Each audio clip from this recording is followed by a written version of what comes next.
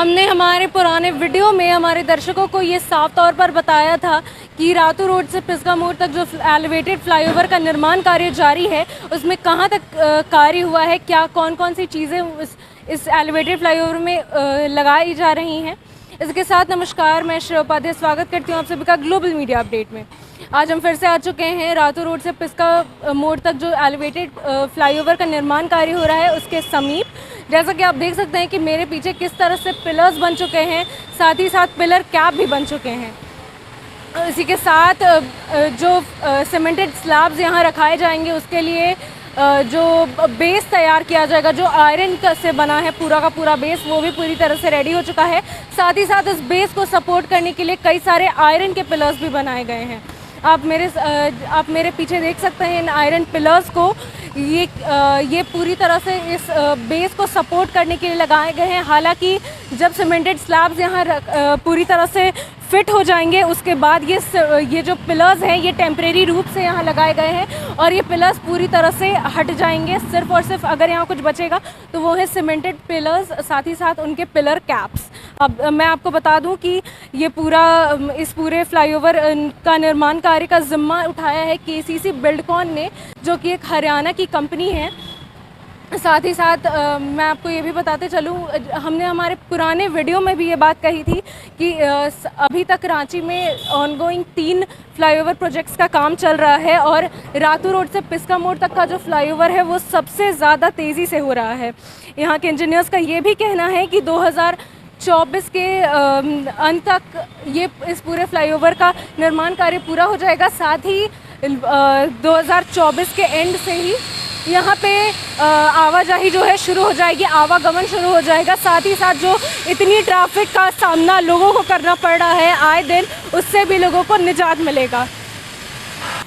जैसा कि हम सभी जानते हैं कि झारखंड की राजधानी रांची में पीक आवर्स में कितना ज़्यादा रश होता है। आए दिन लोगों को ट्रैफिक से जूझना पड़ता है, चाहे वो फिर सुबह का टाइम हो, ऑफिस जाने का समय हो या फिर स्कूल से बच्चों का जाने या आने का समय हो। स्पेशली मैं आपको बता दूं कि ये जो पिस्का मोड़ और रातू रोड का जो एरिया है, ये कई सारे मेन सरकारी इस रास्ते में कई सारे सरकारी कार्यालय हैं, कई सारे दफ्तर हैं, कई सारे private organisations, coaching school, hospitals भी हैं। इसी के साथ इतनी ट्रैफिक में कई बार ऐसा होता है कि एम्बुलेंस भी फंस जाती है, कितनी बार बच्चों को स्कूल जाने में देरी होती है या फिर कितनी बार सरकारी कार्यालयों में भी दफ्तर में जाने में लोगों को काफ़ी ज़्यादा परेशानियां होती हैं। साथ ही साथ मैं आपको बता दूं कि रातू रोड के समीप ही हमारे झारखंड के राज्यपाल, साथ ही साथ झारखंड के मुख्यमंत्री का भी आवास है, तो उन्हें भी कई बार इस रास्ते से आने जाने में कई सारी असुविधाएं होती हैं।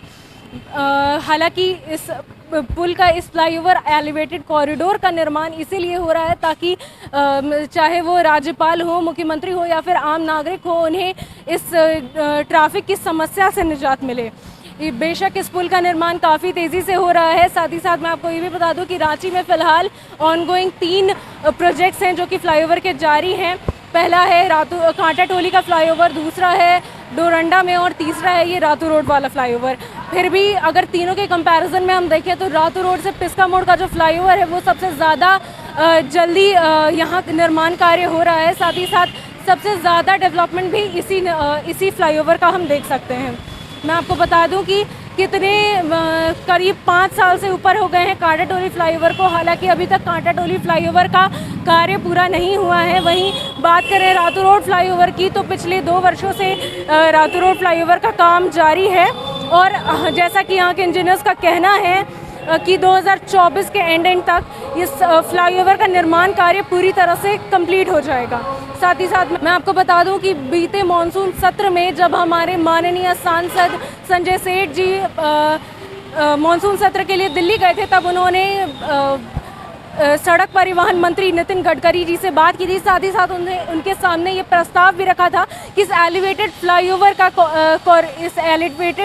का नाम अटल पथ रखा जाए। हालांकि इस पर अभी तक नितिन गडकरी जी के द्वारा कोई पुष्टि नहीं की है, लेकिन आसार ऐसे हैं कि इस फ्लाईओवर का नाम अटल पथ भी रखा जा सकता है।